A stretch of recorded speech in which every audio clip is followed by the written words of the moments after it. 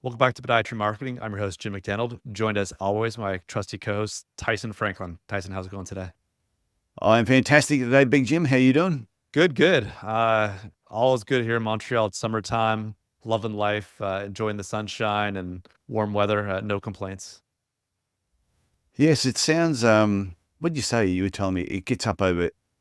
Does it get to like 30 degrees? Does it ever get to 30 degrees It, Celsius yeah, it's where you supposed to are? be like 29 later this week. So yeah, it definitely gets into the low 30s. Nothing in the high 30s, but when you're in winter, I'm in summer and I'm actually a little warmer than you sometimes. Yeah, we were having dinner the other night, and I said to somebody that for my 60th birthday, I want to go on an Alaskan cruise. So it'll be during July, which they said is the best time to go there. But they said, I'm pretty sure it said in July in Alaska, the sun doesn't go down for like the month or something. It's sunlight pretty much 24 hours a day. And then in January, the sun never comes up Yeah. for like 30 days. Yeah, I went to Alaska during July and actually in the Yukon Territory in Canada. And you definitely need blackout shades to make sure you can fall asleep at night. If you like it to be dark when you fall asleep, you definitely need those blackout shades. That's amazing. And then it led on to, I said, oh, did you ever see that movie 30 Days of Night, which was all the vampires turn up in Alaska in January because it's dark for 30 days, so they could just party on and create carnage. And they said, no, I must have missed that one. Yeah, I haven't seen that movie, but maybe we should jump in. Instead of talking about vampires, we should jump into a little bit of podiatry marketing today. Okay, so the topic for today is WWWDD, which is what would Walt Disney do? All right. I'm excited to hear what you think Walt Disney would do in the world of podiatry. In the world of podiatry. I wonder what he would do with the world of podiatry. Imagine if he looked at podiatry and Walt Disney is still alive and goes, if I had a podiatry clinic, this is how I would run it. Imagine how awesome would that clinic be? Be pretty interesting for sure. So what I want to talk about is more about the organizational chart or how you set up your business. And then sort of put on the thinking cap of what Walt Disney would do at certain stages. So when anyone's setting up a podiatry clinic, normally they're a solo practitioner right from the start. And they'll be doing everything themselves. They might have a virtual assistant or a virtual receptionist in the beginning to answer the phone calls or to sort of help out and do certain things. And then they eventually will employ a receptionist. Once they employ the receptionist, the next step is that as the business grows, they will start to employ maybe a podiatrist, maybe two podiatrists, maybe three. As the business grows, it just keeps getting bigger. The problem sometimes with some of the business owners, instead of moving up and putting on the entrepreneurial hat, what they do is they move up and they put on a manager's hat and never really take the manager's hat off. And at certain times, how a manager thinks and how an entrepreneur thinks or a business owner is different. And this got me thinking about what would Walt Disney do? So that's sort of what the topic is actually all about. Yeah, it's a good overview. I think everyone that starts in private practice goes through a similar thing, right? It's like you said, you're a receptionist, other podiatrists, medical assistants. How do you decide about, when you start delegating and giving other people responsibility and letting other people manage situations? So yeah, I'm excited to have you kind of run this back. Well, the example that I heard someone mention that if you've got your own business and you continue to wear a manager's hat, it's almost like owning a Porsche or a Ferrari and never taking it out of first gear. Is you've got the thing there, potentially it could do so much more by taking it through those gears. It could go so much faster. But by you keeping that manager's hat on and trying to work as a podiatrist and also manage your team and look at all the other aspects of your business, then it stunts the growth of the business.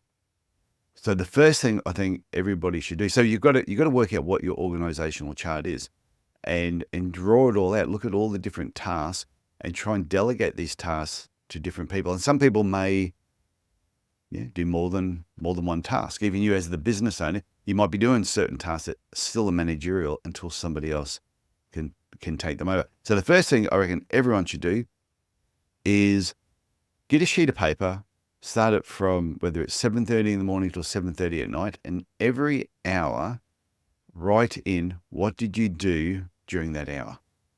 And don't lie, because you're only lying to yourself. Yeah. No, it's important to really kind of, audit your time and your schedule, right? Because time is the most valuable resource that we have.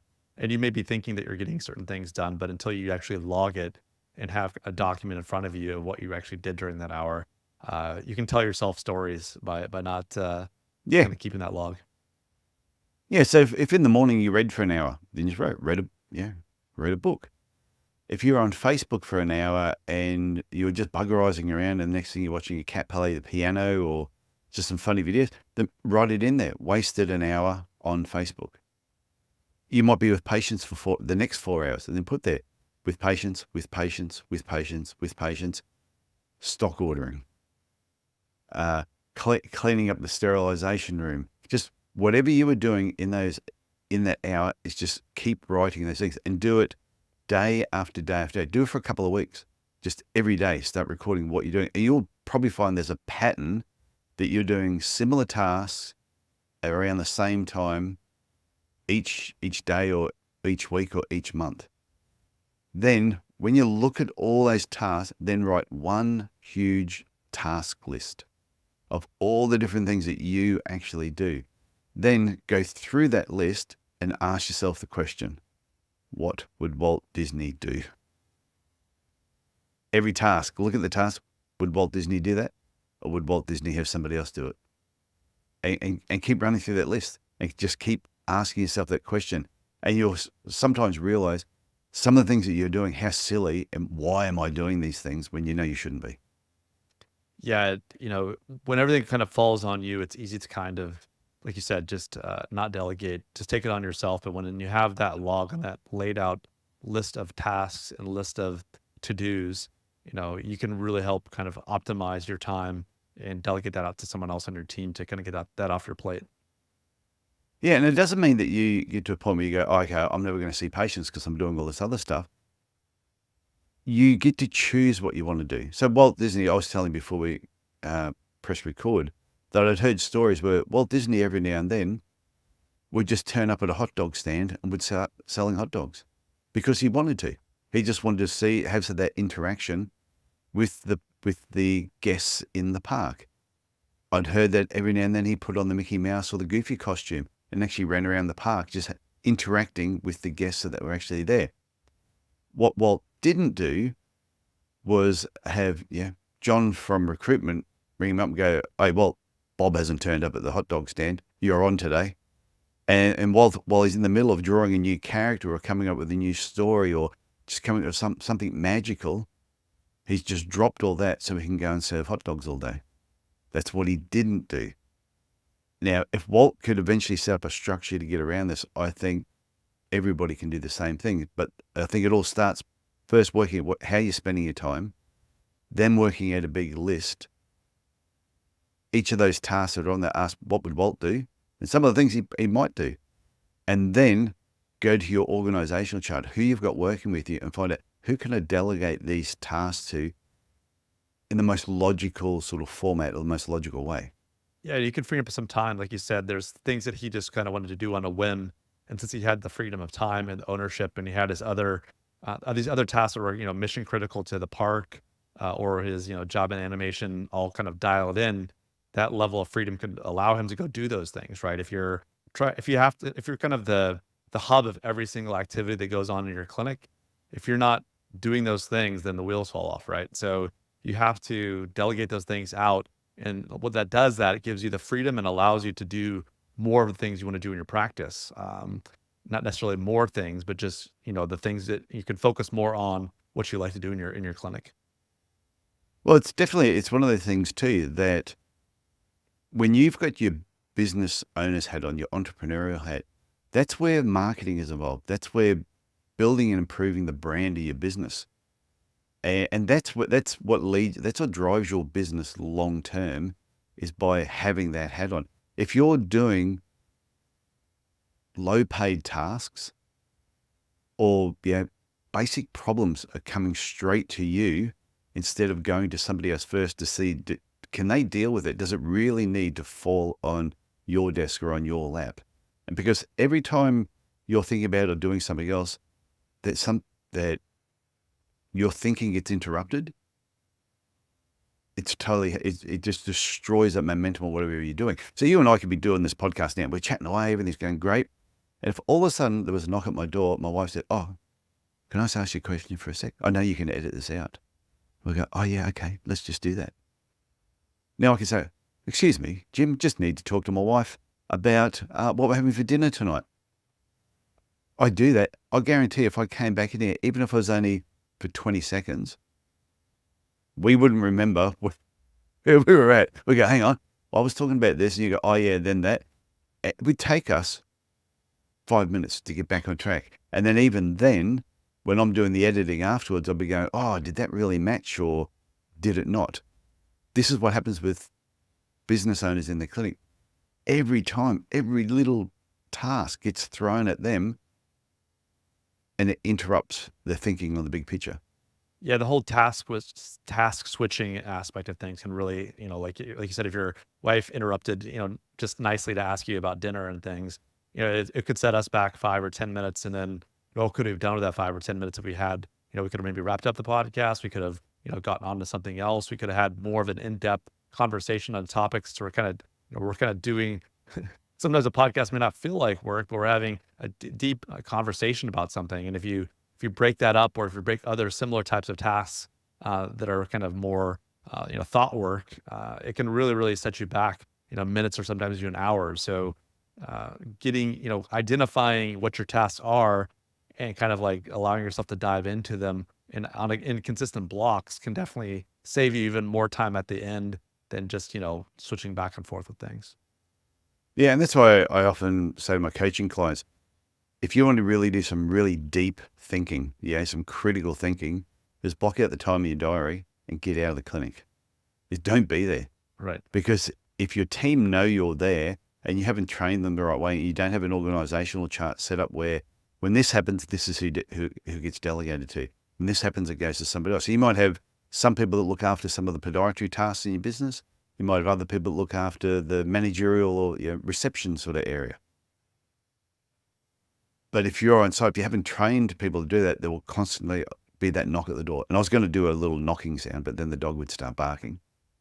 Yeah, we don't So the listeners, they don't hear that dog. So oh no, the dog makes a lot of noise in the background here sometimes. Squeaks its toy. I say, "Oh my God." But so just to review all that again, it's first, work out what you're doing every day on an hourly basis and do it for a fair period of time so you can see the patterns on what's actually happening. Then create a really detailed task list and then ask the question, what would Walt do? And which ones would he do? Which ones wouldn't he do? And like I said, it doesn't mean Walt has a choice. If he wants to go and sell a hot dog, he can, but it's his choice to do it. It's not forced upon him to do it.